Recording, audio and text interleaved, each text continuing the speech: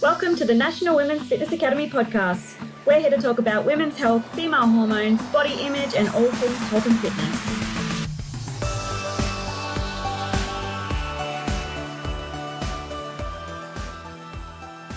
Hello girls, and welcome back to another episode of the Women's Fitness Academy's podcast. I'm your host, Siggy, one of the WFA's educators and a women's body image and fitness coach. Today, I'm joined by the lovely Micha, who we actually met at our first trip in Bali, which was absolutely amazing. Now, for those who don't know Micha, she is a coach as well, who coaches women to become the strongest version of themselves from the inside and also of outside of the gym. Now, Micha loves seeing the strength and the confidence of women shine through as they progress through their journeys.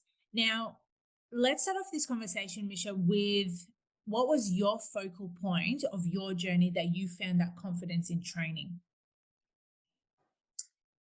I think when I started to realize that I didn't have to do a certain type of training, that I didn't have to stick to the cardio machines, that I could, branch out and do other things in the gym. And I figured out that I was strong and I was capable. That was a real turning point for me, I guess, in the gym, and something that really started a fire in me, I guess, lit a spark.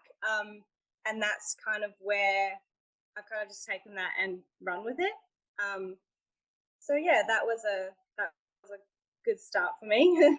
And when did that all happen for you?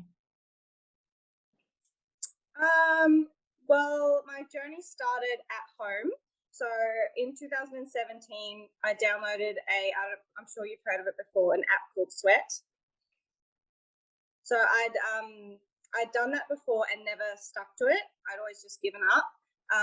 But I downloaded it because I kind of just reached a point of I've had enough of just giving up on myself, I guess. And I just wanted to see what would happen if I just stuck with something and actually believed in myself. So I downloaded the app. They had a challenge starting. And my main goal wasn't actually a weight loss goal or anything. It was just 3 sessions a week for the 12 weeks. And the sessions were only 30 minutes and they were at home and they were all just body weight stuff. And it was really, really hard, but I did it.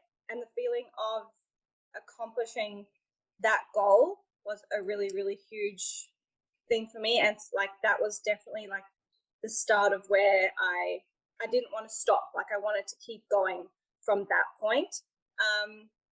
So I kept going with that program, and then I kept doing it from home. I didn't join a gym for a really, really long time because I didn't have any confidence. I didn't feel confident doing even the body weight workouts that were in that app in the gym. I'd only ever been on a treadmill in the gym. I'd never done anything in the gym besides that. So I did it at home, and I also had a toddler at home full time, so I couldn't really get to a gym.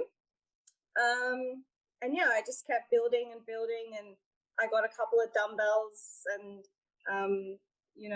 added on where I could, and started slowly progressing from there. And yeah, that's kind of how it all just built up and built up and built up. And I think when you start to realize that you can do hard things and your confidence grows, and it's just little by little by little by little that kind of built up to starting to go to the gym and hiding in my little corner and doing it there, and then going and using 1 or 2 machines. And then it was very, very slow, but yeah.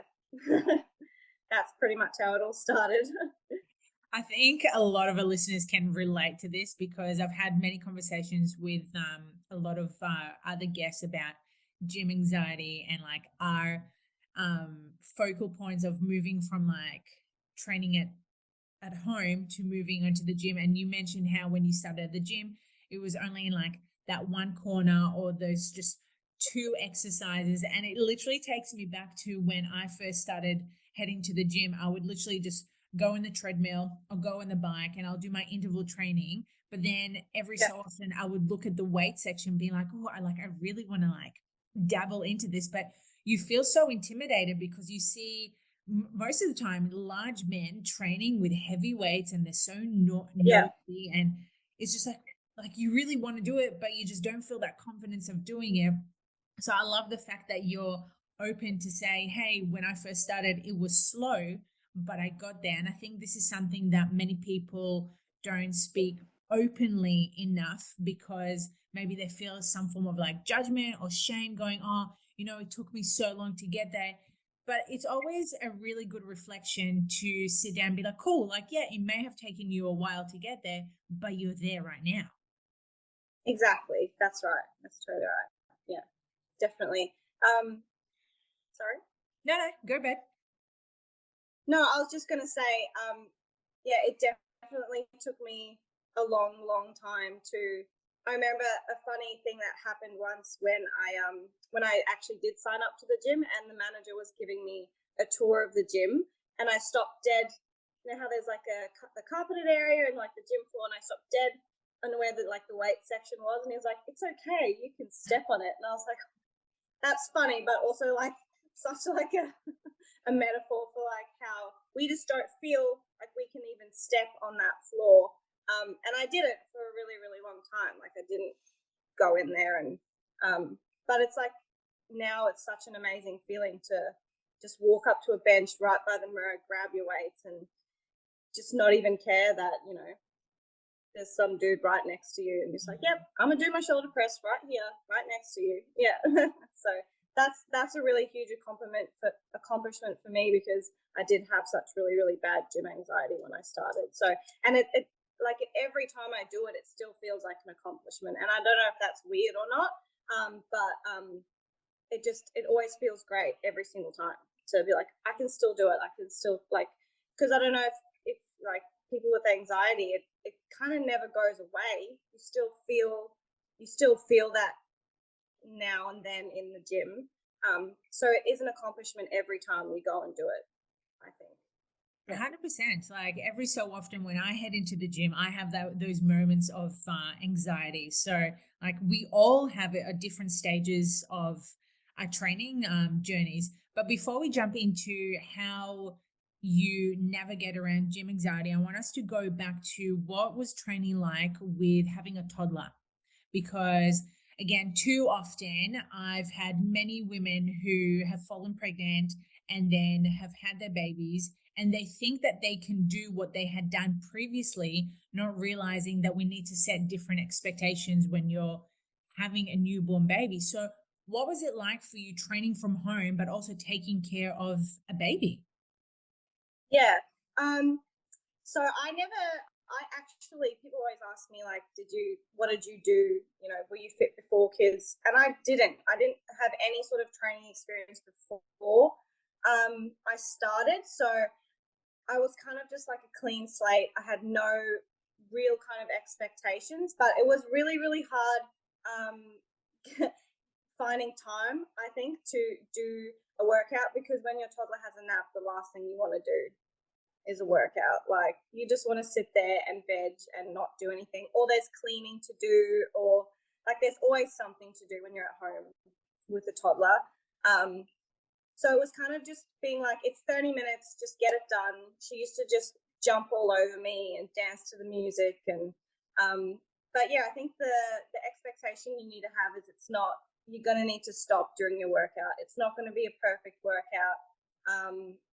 They're toddlers. So, they're going to be toddlers and, be rowdy and stuff like that. So just go with the flow and just get it done. It doesn't matter what it looks like. It doesn't have to be perfect. Use what you have and do what you can where you are. So, yeah. And you mentioned back at home, you had the Sweat app and you were doing mainly those workouts from home. Like what type of workouts were there that were mainly like body weights, or were you incorporating weight to it as well? When I started, I didn't have anything. So I literally, it was just, there was like weights in the program, but I didn't have them. So I would just do like my box dips on the table, my step ups on like the internal stairs. When there was weights, I just didn't use them because I just didn't have them.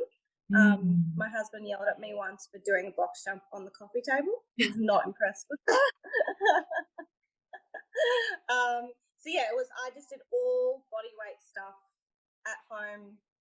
And then I slowly got a couple of pieces of equipment. Like I got some little dumbbells from Kmart. I got a kettlebell from Kmart and some bands, and just slowly added small things, but I still did it at home in my lounge room.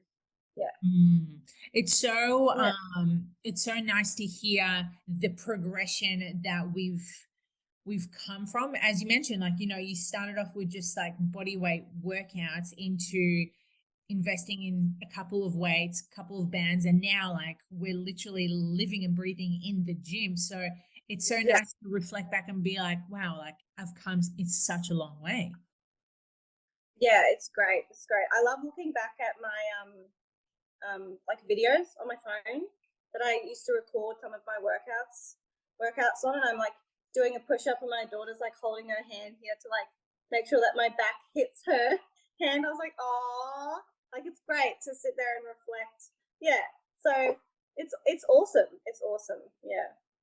I think it's also a really good way of modeling a kids, well, your kids, future kids, of the way of exercise and health. And it's making them realize that, we're taking care of ourselves, which is really important, which will inspire them to take care of themselves when they're older. Yeah, no, I absolutely agree. And the other thing I think it helps kids realize is that exercise is not selfish. When they've grown up with a parent that carves that time out of their day to do that exercise, I think that helps them realize that is an important time for my mum, and they respect that now, which I know that sounds strange, but they understand that that's important to me. And I think that knowing that, they'll grow up and that will be important to them because they will see the benefits of that. Yeah, 100%. And you know what, like kids are like little sponges. So whatever they see, they're going to want to be doing at that time. And then eventually, as they evolve, they'll adapt those behaviors. Yeah. My 13-year-old does do some exercise with me because we have a pretty good home gym now and it's not covered in washing. So we do. He does do a little bit of exercise with me sometimes when I can convince him to. But yeah, it's great to see them getting involved. Yeah, I think it's so important. And also for, the mums who are listening right now who have that guilt around training at home while taking care of their kids. And like you said, like I can't speak from experience because I don't have kids, but it's so wonderful for you to open up about this going, hey, like your workouts are not going to be perfect when you're taking care of a kid, but you want to be trying to doing your best because again, it's that old saying, if you're constantly filling other people's cups and you're spilling all your energy into everyone else, who's going to fill up yours? It's you need to take accountability for yourself to fill up that cup because no one else is going to fill it for you. Exactly. And if you get 10-15 minutes done of that workout before a full-on tantrum evolves and you have to stop, then you still got 10-15 minutes done. Like it's not a waste of time ever. So it's always better than not doing anything. Yeah. Sure, it's frustrating that you finish, but you still got 15 minutes of exercise in and you can go and finish later if you really want to, which I have. I've had to stop workouts and then I've gone and I finished it later. So it happens. Yeah. Yeah.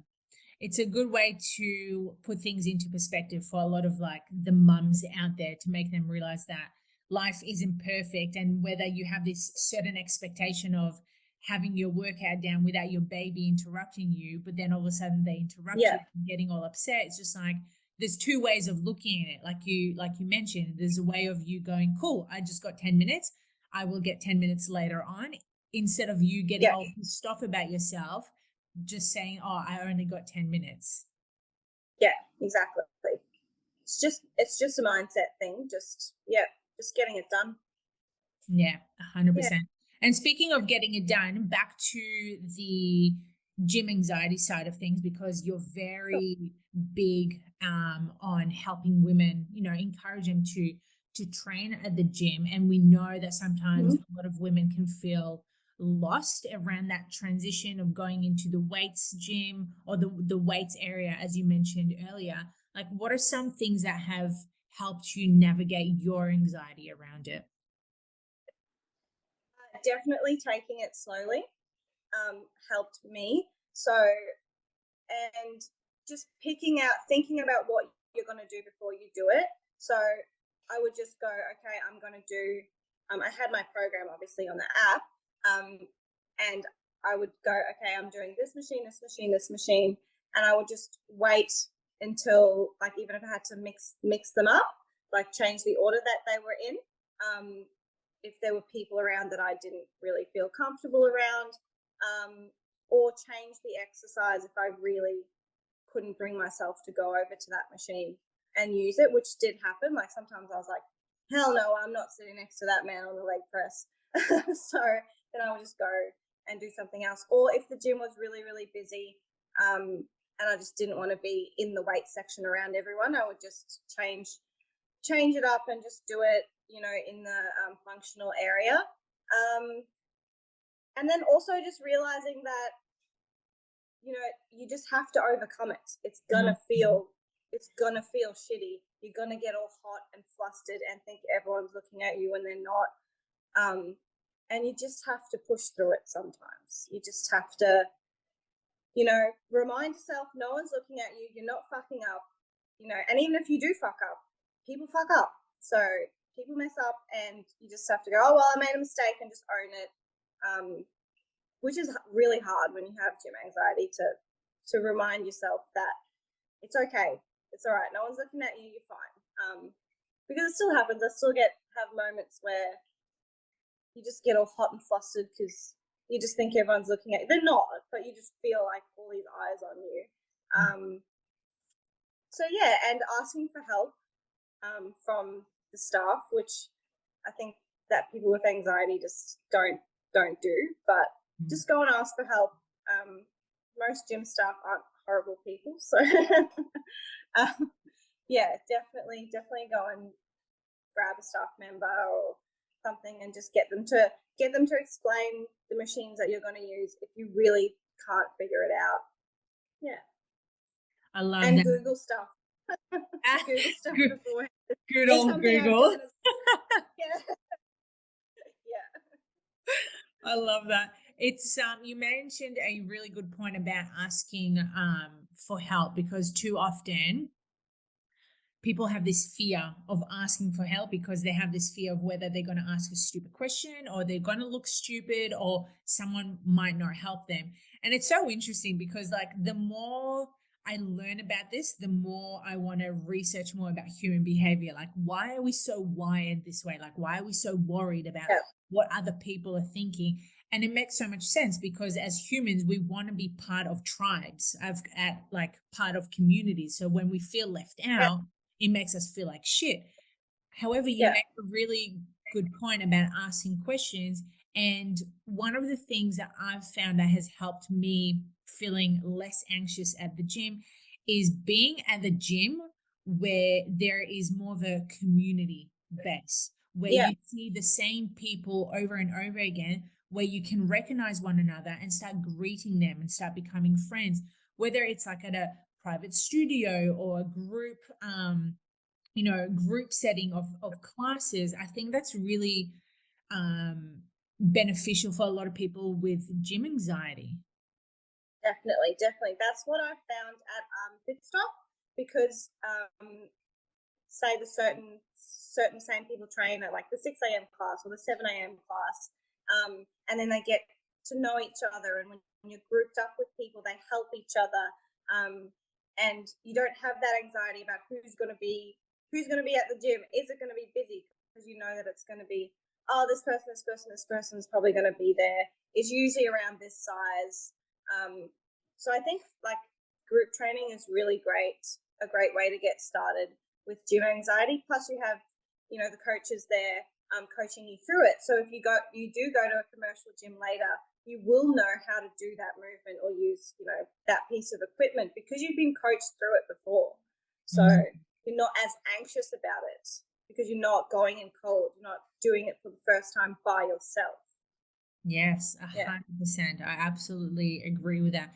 And another way of doing more group settings or in private, not necessarily just private gyms, but gyms that have more of a community base, you're able to make new friends. You're able to make friends with people who have the same values as you, which is health and taking care of themselves and Yeah. wanting to train. Because again, like I don't know about you, Micha, but when I grew up, I wasn't really around people who loved training. And when I started transitioning away from like the party and the alcohol and the drugs, and I was really into like taking care of my health, and I wanted to like start looking good and feeling good, those type of people that I was friends with at the time weren't serving me a purpose. They were trying to bring me down with them because that's all they knew at the time. It was just about partying. And I noticed there was a massive transition where I started separating myself from them, but it felt quite lonely because I was just like, well, I'm on my own right now, doing my own thing in terms of health and fitness, and they're still partying. So as a person, you get like massive FOMO going, oh, am I making the right decision? Like, is Yeah. this okay for me to take care of myself? But we know at the end of the day, when you start following something that is giving you value, you'll find the same people down that track as well. Yeah, definitely. I mean, I didn't have too many friends when I started training because I was a stay-at-home mum and I did have my kids really young. So for me, I found friends through fitness. I started feeling, lonely and isolated and helpless, and I've gained a community and a purpose, and so. But mine was kind of with family. Family would kind of be like, "Oh, like, are you gonna stop now? I mean, what do you mean am I gonna stop now? Well, do you think you're done now? Like, you're skinny enough for you." And I'm like, "Well, that's not the point, So, or you don't need to keep posting about it. Like, we get it. You work out." I'm like, thanks.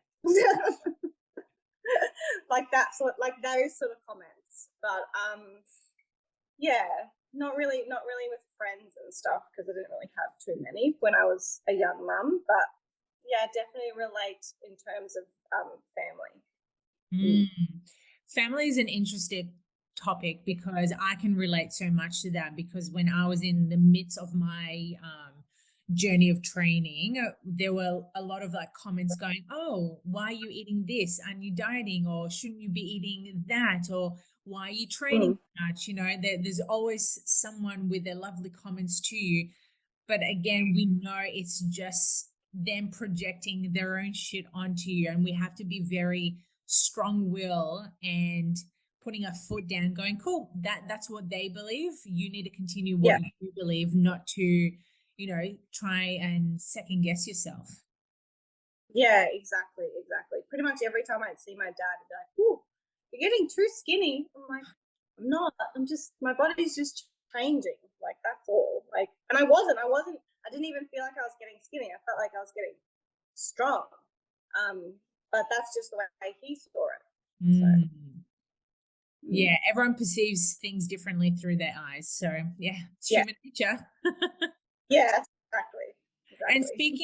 And speaking of making friends, like you said, when you started your journey, you were on your own, you were doing your own thing.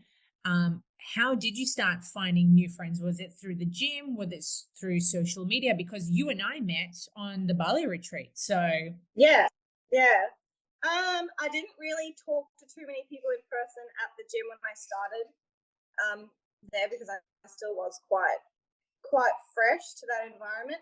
But kind of through social media, I kind of got people just reaching out to me that were in the same similar position, and we kind of just banded together and just encouraged each other. And obviously I didn't know them in person, but it was still a connection to another person that was going through the same thing that I was going through. And then I did slowly start, talking to people in the gym. And then because it was like my main thing, my main personality trait, even before I was a coach, it was like, that's what I did, like my passion, I guess. When I went and worked in other jobs, I'd find people there that loved the gym too, and then we'd go to the gym together, and that would be like our bonding thing, our thing that we connected over. So that's kind of how, even out of the gym, you can make friends through the gym or through weight training or through that sort of lifestyle, because you have that in common. Does that make sense? Yes. So that's kind of how it happened. It was something we were both passionate about, so we'd connect through it and go to the gym together and encourage each other, and it was awesome. And there's nothing more empowering than finding women who want to lift you up as much as you're wanting to lift them up as well. Yeah, exactly. That's it. That's totally it. And everyone is at a different stage of their journey, but we all just encourage each other and support each other. We don't compare. So, and I think that's a really unique thing with women. And for some reason in the gym community, that's just the way it is. Like, everyone's just so supportive, and I think that's my experience anyway. I've not found any sort of judgment, or I can do this better than you, or anything like that in the gym community. If someone can do something better than you, it's just like, wow, like, that's amazing. Teach me how to do it. Not like, oh, you can't do it. Oh, that's too bad. Not good enough.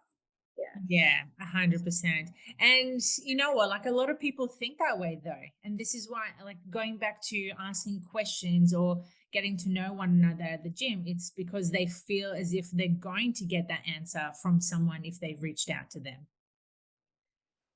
Yeah, exactly. Yeah, totally. Yeah.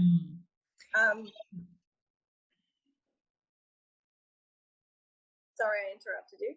No. I was just deep in thought about what we've been chatting about. What I wanted to finish off with is, before we started recording, we were talking about how passionate you are about helping women understand about different styles of training.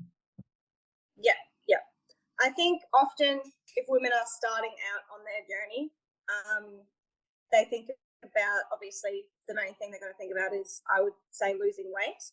And then their brain's automatically going to go to cardio, and then they're just going to get hyper fixated on that, and that's just going to get them nowhere.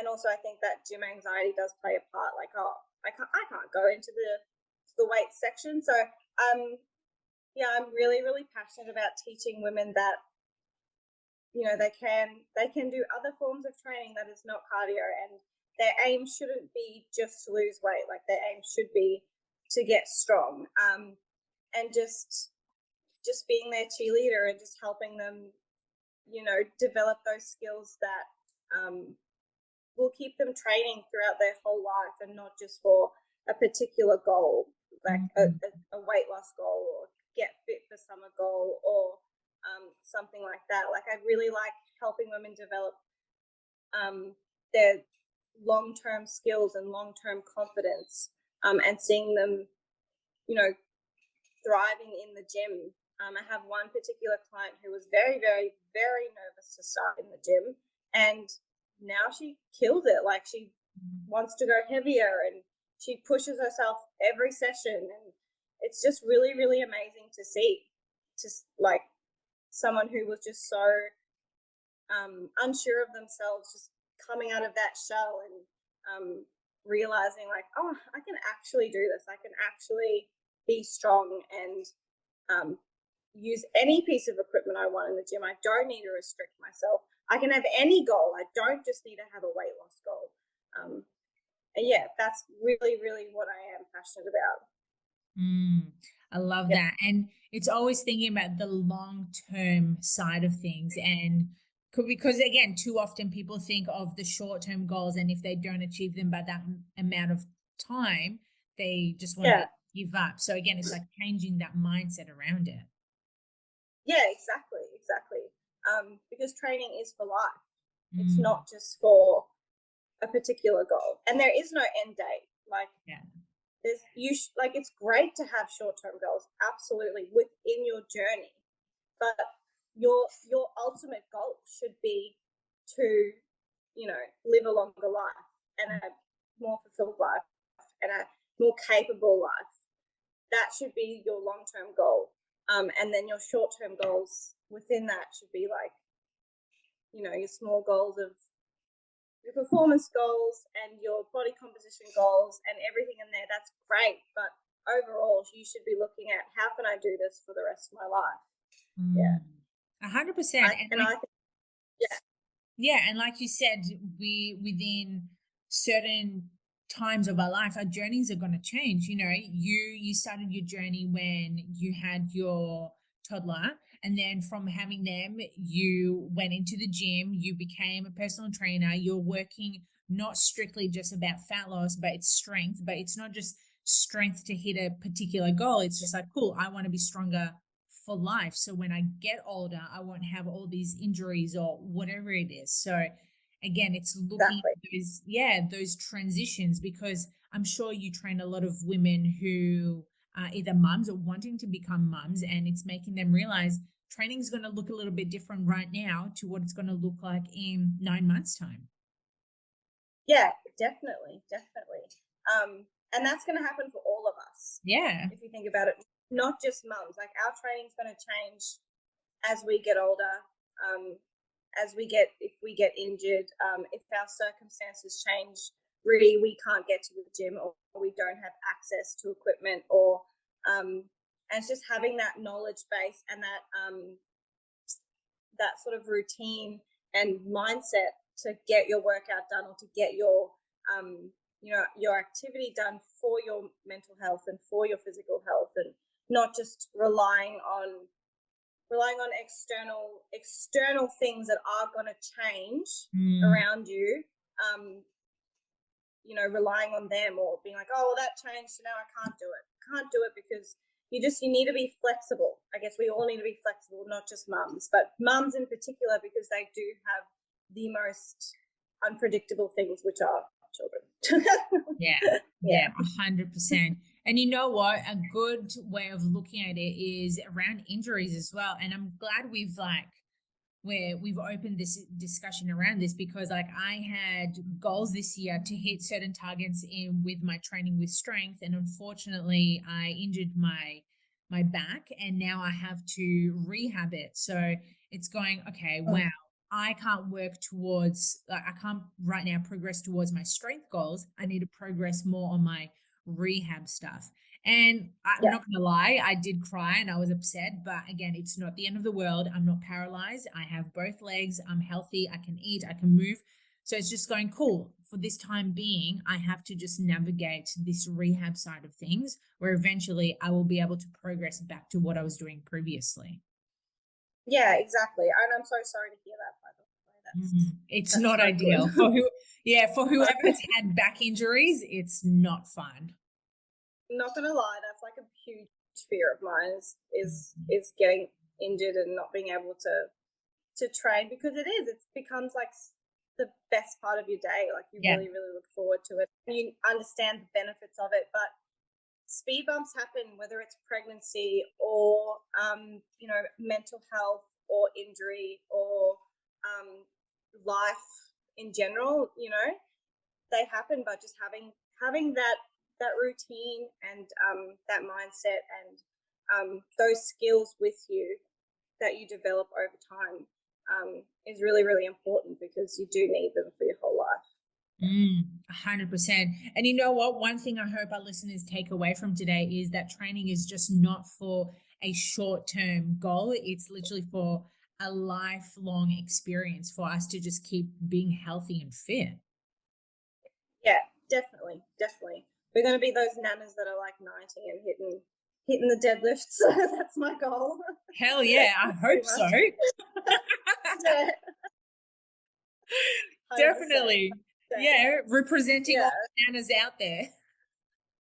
Yeah. Because I see like my mum and my mother-in-law, who are in their mid-60s and they struggle.